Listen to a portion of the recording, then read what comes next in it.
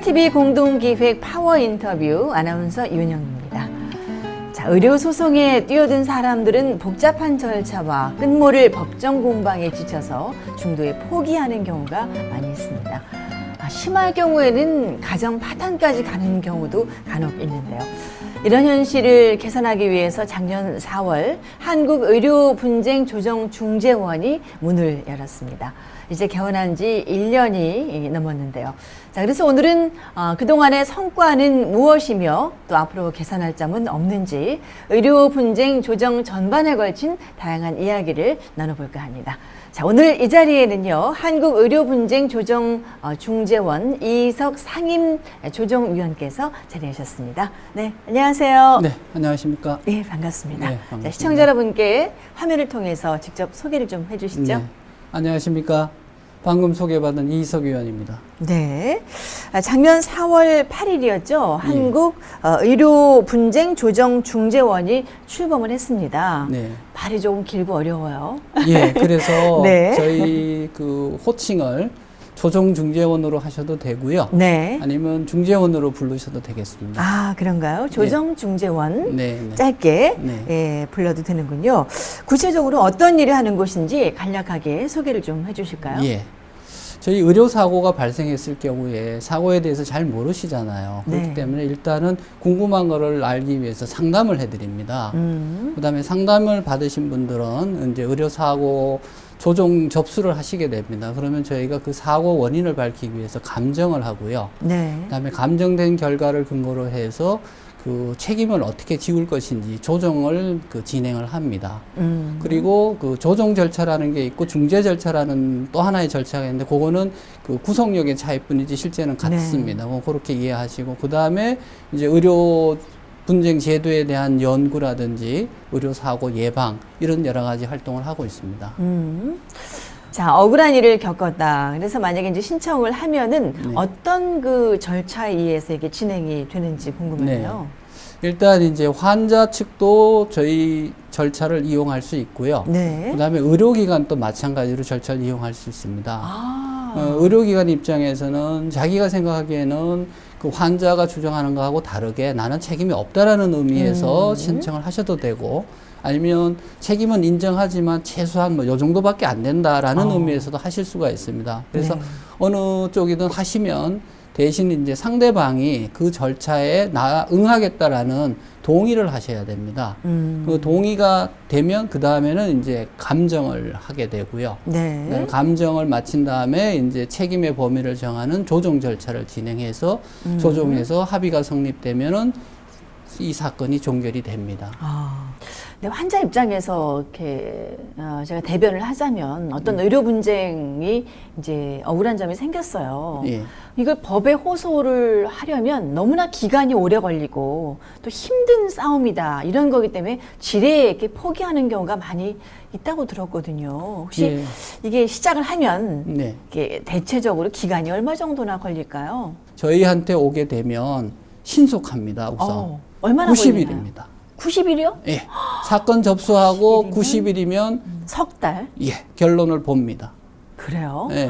저는 몇 년 정도 걸리지 않을까 이런 생각이 예, 드는데. 그게 이제 그 일반 소송이 그렇게 오래 가서 너무 지쳐버리고. 그러니까요. 아까 처음에도 말씀하셨듯이 뭐 심한 경우에는 진짜 가정 파탄까지 오는 문제를 네. 해결하기 위해서 90일로 단축을 해놨습니다. 그 비용이나 체력적인 면이나 정신적인 면 이런 거에서 아유 그냥 덮어두자 뭐 이렇게 생각하는 경우가 사실 많이 있었잖아요. 그렇죠. 그래서 비용 문제를 말씀드리면 저희는 수수료 조금밖에 안 받습니다. 조금이라면 얼마 최소 수수료가 22,000원입니다. 그래요. 예, 그거는 이제 그 신청 금액에 따라 조금씩은 올라갑니다만은 예를 들어 1억을 청구해도 한 20만 원 정도밖에 안 됩니다. 그러니까 밖에 그렇습니까? 소송을 하는데 들어가는 비용하고 비교하면 현저한 적은 금액입니다. 얼핏 듣기에는 굉장히 좋은 아, 제도 예, 같은데 진짜 좋습니다. 중요한 거는요. 네. 이게 과연 그 승산이라 할까요? 예. 해결될 수 있는 확률이 몇 %나 되는지 이게 가장 관심사일 것 같아요. 그 승산 확률을 어떻게 그 설명을 드려야 될지 참 어려운 개념인데요. 일단 저희 원에 사건이 접수가 돼서 진행된 사건의 결과를 말씀드리면 네, 조정된 확률. 네, 조정이 성립된 게 지금 현재 83%입니다.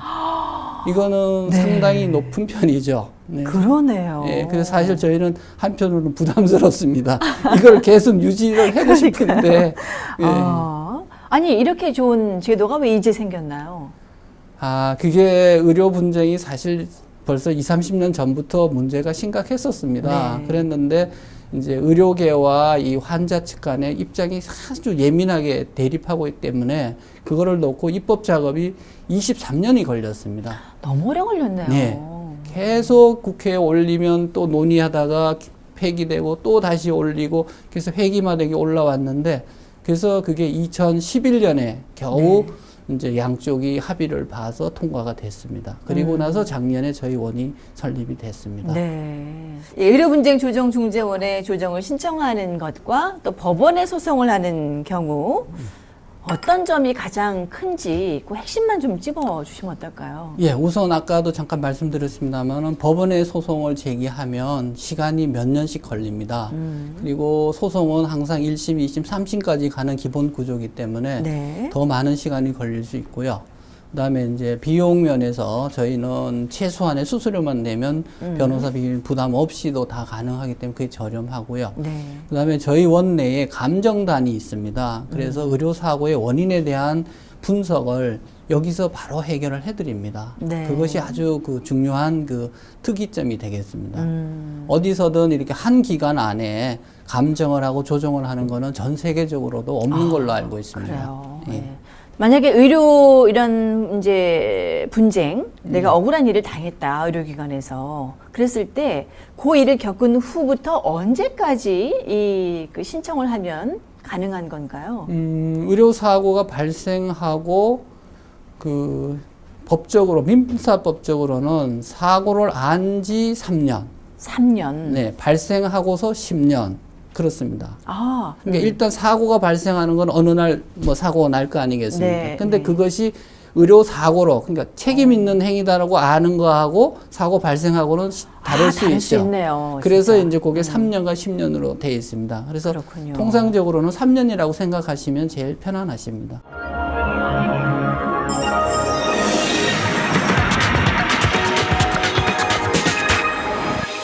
이번에는 조금 이제 얘기 방향을 틀어서 네. 개인적으로 또 궁금한 게 많이 있습니다. 그러세요? 예. 저희 이희석 상임조정위원은 과연 어떤 분이신지 우리 텔레비전을 보시는 많은 시청자분들도 이렇게 네. 궁금해하실 것 같거든요. 위원님께서는 한국의료분쟁조정중재원에 언제 부임을 하셨습니까? 예, 저는 작년 12월부터 근무를 하게 됐습니다. 처음부터 오신 건 아니군요. 예, 그랬습니다. 네. 지금 그 상임조정위원들은 주로 여기서 어떤 일들을 담당하십니까?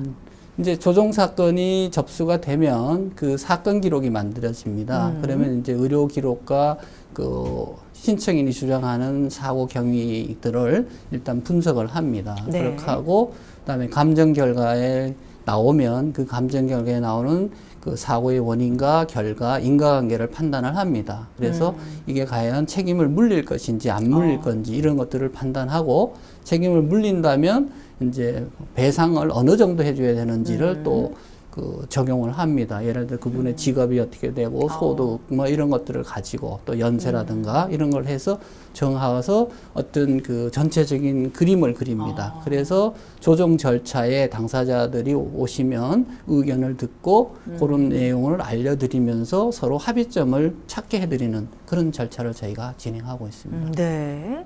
이희석 위원님께서는 오랜 기간 법조인으로 생활하신 것으로 알고 있는데 예. 네, 맞습니까? 법조인이라면 어떤 분야에 종사하셨나요? 저는 여기 오기 전에는 변호사를 네. 오랫동안 했었습니다. 네. 이렇게 의료 분야 쪽에 관심을 갖게 된 어떤 계기가 있었나요?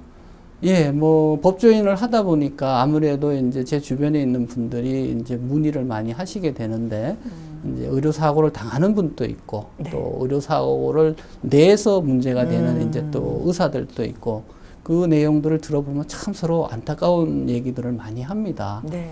그래서 사실 결과는 중요한데 그 원인이 어떻게 됐는지를 너무나 알기 어렵고 또 병원이나 의사 입장에서는 사고가 발생을 했으니 무조건 책임을 지라 그러는데 자기는 정말 어쩔 수 없는 사고인 경우도 있고. 그렇겠죠. 그랬을 때 그동안은 정말 실력 행사까지들 하고 막 이런 부분이 실력 있어서 행사라면 와서 뭐 네, 항의하고 뭐 와서 항의하는 소리 정도가 지르고 아니라 완전히 뭐 때려 부시는 경우도 아. 있고요. 그래서 심지어는 병원을 문을 닫고 딴 데로 피하는 경우도 있고 네. 제 아는 분도 그런 일이 있어서 아예 문 닫고 미국으로 가신 분도 있습니다. 그래서 아주 드물게는 뭐 자살까지 가는 의사도 그렇죠. 있다고 지금 들었습니다. 사고의 그 강도가 굉장히 그 여러 가지 형태로 있는데 물론 뭐 환자 입장에서의 심정을 이해 못하는 바는 네. 아니지만 기본적으로 의료라는 게 병을 낫게 하기 위해서 하다가 일어나는 정말 사고거든요. 이거는 네. 그런데 결과에 너무들 치중을 하셔가지고 감정적인 면으로 많이 이렇게 격앙돼 버립니다. 네. 그게 안타깝죠. 그러다 보니까 이제 저도 이제 의료 분야에 조금 더 관심을 갖고 이쪽에 뭐 적극적으로 좀 기여할 게 없나 이런 생각을 하게 됐습니다. 네. 혹시 그동안에 이제 기억에 남는 의료 분쟁 조정 사례가 있으면 좀 이 자리를 통해서 말씀해 주세요. 예, 그게 제가 여기 와서 처음 맡은 사건이었습니다. 근데 참 정말 아름답게 끝난 사건인데 70 되신 남자분이 네. 소화불량을 주 원인으로 해가지고 동네 병원에 가셨어요. 내과에.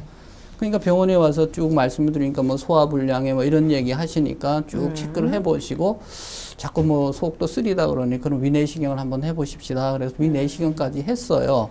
그러니까 아무 이상 없으니까 이제 속 편하게 하는 그런 약을 처방하고 이제 돌아가셨는데 네. 돌아가셔서 6시간 만에 갑자기 쓰러지셔갖고 뭐 큰 병원 옮기자마자 이제 사망한 사건인데 네. 아주 정말 놀라운 결과가 생긴 거죠. 그러니까 의사도 깜짝 놀랐고 환자 가족들도 마찬가지고 그래서 이제 저희한테 신청을 한 겁니다. 근데 그분들은 서로 뭐 다툼도 없이 처음부터 이런 제도를 마침 아셨대요. 네, 그래갖고서 이제 저희한테로 했고 그래서 신청인이 주 얘기하시는 게 난 도대체 우리 아버지가 어떻게 돌아가셨는지 그 내용만 좀 알고 싶다. 그리고 병원 측에서는 나도 정말 궁금하다. 나는 정말 그때 그 상황에서는 그 내과적인 그걸로밖에 보지를 못했는데 네. 도대체 무슨 원인이냐 이렇게 해서 그러게요. 저희가 이제 감정을 하고 해봤더니 이분이 이제 그 심장마비로 돌아가셨어요. 심근경색증이었는데 네. 이분이 그 기왕력으로 이 심장이 안 좋으셨던 분이었어요. 평소에. 예. 네. 그래서 그 내용을 병원에 왔을 때 말씀을 하셨으면 바로 어떤 조치도 가능했었는데 그런 거를 보통 모르잖아요, 환자들이. 그러니까 네. 자기 증상에 대해서만 얘기를 해버리니까. 그러니까 이 환자 이력이 굉장히 중요하거든요. 네. 그런 게 없이 돼서 그래서 이제 밝혀졌죠. 원인은 이렇게 된 거고 그건 뭐 의료 사고도 아니고 아무 잘못이 없다로 되니까 그 유가족들이 아 정말 고맙다고 저희가 궁금했던 아버지의 그 사망 원인을 밝혀주셔서 고맙다. 그다음에 이제 이 병원 측에서는 아이고 내가 책임이 없다는 걸 또한 밝혀주셔서 그래서 또 고맙다. 홀가분하겠죠. 네, 그렇죠. 사실 사망이라는 큰 사고를 당하면 의사가 굉장한 충격을 받는답니다. 네. 근데 그 원인이 정말 자기는 깨끗하게 이제 손을 벗어난 거니까. 예. 네. 그래서 그분이 말씀하시기 그렇긴 하지만 우리 병원에 오셨다 돌아가셨는데 네. 또 우리 동네 계신 분이니까 내가 소정의 위자료를 드리고 싶다. 그래갖고 적극적으로 위자료를 또 주시겠다고 해서 위자료를 주시는 걸로 해서 끝났습니다. 이게 바로 이 조정의 필요성 아닌가.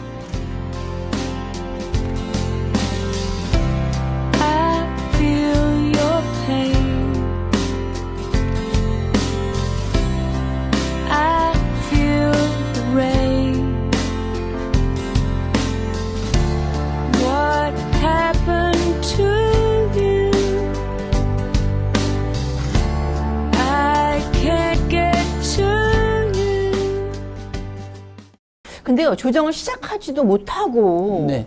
그 이전에 그냥 끝나버리는 경우도 있다고 들었습니다. 왜 예, 그렇죠? 그렇습니다. 그게 이제 조정 저희 개시 그 절차가 그 동의를 전제로 그 법을 만들어 놔서 그렇습니다. 그래서 그 부분이 이제 사실은 조정이라는 거는 바로 하더라도 나중에 마지막에 가서 결과를 놓고 받아들이든 안 받아들이든 선택할 길이 또 있거든요. 네. 근데 이제 처음 시작부터 그렇게 두 개의 그 길을 열어줘서 그런 문제가 있는데, 그래서 그게 지금 이 업무가 진행되지 않는 그런 애로의 원인이 됩니다. 만약에 의료기관이 끝까지 동의하지 않게 되면 그 사건은 어떤 식으로 가게 그렇게 되면 되나요? 이제 신청이 됐다가 그냥 각하라는 그 방식으로 끝이 나버립니다. 더 이상 저희가 핸들링을 할 수가 없습니다. 없고. 예. 그러면 이제 보통 환자들은 어디로 가게 되나요? 그렇게 되면 이제 환자들은 이제 다시 법원에 소송을 낸다거나 아니면 뭐 형사 고소를 한다거나 뭐 이런 식의 이제 다른 방법을 찾게 됩니다. 근데 그렇게 하는 것이 결국엔 분쟁이 끝나는 게 아니기 때문에 새로운 분쟁으로 또 가는 거라 저희로서는 이제 병원 측에서 이 제도를 조금 더 적극적으로 받아들였으면 하는 바람이 있습니다. 그러면 거부하는 경우는 또 어느 정도나 지금 지금 퍼센테이지로 저희가 볼 때 어떻습니까? 예, 통계를 잡아보면 이제 거부를 하는 분이 한 60% 가까이 됩니다. 많이 있군요. 예. 그런데 사실 의협이 공식적으로 반대하는 입장에서 거꾸로 말씀드려서 40%가 참여한다는 거는 현실적으로 굉장히 유용하다는 거꾸로 말씀을 드릴 수 있는 부분입니다. 네. 사실 의료 현장에서는 의료 사고가 발생해서 환자하고 부딪힐 때 그거를 속 시원하게 해결할 수 있는 제3의 기관이 저희밖에 없다는 얘기거든요. 네. 그래서 저희한테 이제 40%나 되는 사람들이 오고 있고요. 그다음에 의료기관이 적극적으로 이 제도를 이용하자고 하는 분들도 꽤 많습니다. 그러면 그래요? 이제 환자들도 따라와서 이제 저희 절차를 진행하고 있고요. 그래요. 그 의료기관이 이렇게 거부하는 원인은 무엇이 있을까요? 불리하다고 생각을 하는 거겠죠? 예, 물론 이제 그분들의 기본 입장은 여기 와서 당신네들한테 불리할 거다는 생각을 하는데 그 부분은 저희가 보면 이제 결국 저희 감정단에서 감정을 이제 하게 되지 않습니까? 네. 그럼 여기 계신 분들이 너무 잘 알거든요. 그러니까 당신네들이 한 거를 들여다보면 환히 보이신다고요. 네. 그러다 보니까 그런 생각을 좀 하시는 것 같고요. 그다음에 또 하나 이거는 뭐 제 개인적인 의견도 포함됩니다만은 일단 시간을 좀 끌면 환자들이 좀 이제 지쳐서 그냥 네, 포기하지 않을까? 그런 면에 대한 부분도 조금 고려를 하시는 것 같고요. 왜냐하면 아까도 말씀드렸듯이 의료소송 자체가 너무나 힘들고 비용이 많이 들기 그렇죠. 때문에 하다가 그냥 이제 주저앉는 분들도 사실 계시거든요. 그런 부분이 이제 저희 중재원으로 오시면 이제 또 해소될 수 있는 그런 면이 되겠습니다. 그럼 앞으로 좀 고쳐질 확률도 있겠군요. 예, 이거를 저희가 이제 1년 운영해 보니까 이제 문제점들이 노출이 되고 그래서 지금 학계라든지 그다음에 국회 이런 쪽에서 이 문제를 이제 심각하게 인식을 하셨습니다. 네. 그리고 저희가 지난 4월에 그 1주년 기념 세미나를 했는데 거기에서도 이 문제가 집중적으로 토론이 됐었습니다. 그렇군요. 그래서 지금 복지위 소속 그 국회의원분들께서 이 문제를 그 입법에 반영하는 준비를 하고 계신 걸로 알고 있습니다.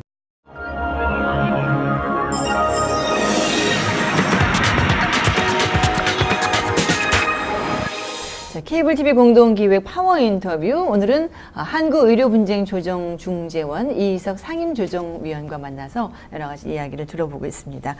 자, 1년하고도 한 5개월 정도가 지났습니다. 네. 자, 첫 해에는 어느 정도의 성과가 있었는지 궁금합니다.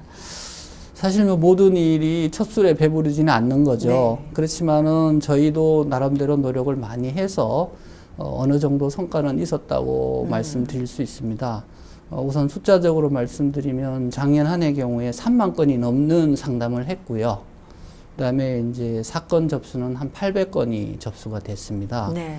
그래서 상당한 사건을 처리하고 있는데 물론 이제 더 많은 분들이 와서 이제 여기를 해야 되는데 아까 말씀드렸듯이 이제 그런 부분들이 있어서 좀 아쉽고요. 네. 근데 이제 한 1년 홍보를 하고 노력을 하니까 지금은 매월 한 100건 이상의 사건이 접수가 되고 네. 상담도 하루에 150건 이상의 상담을 하고 있습니다.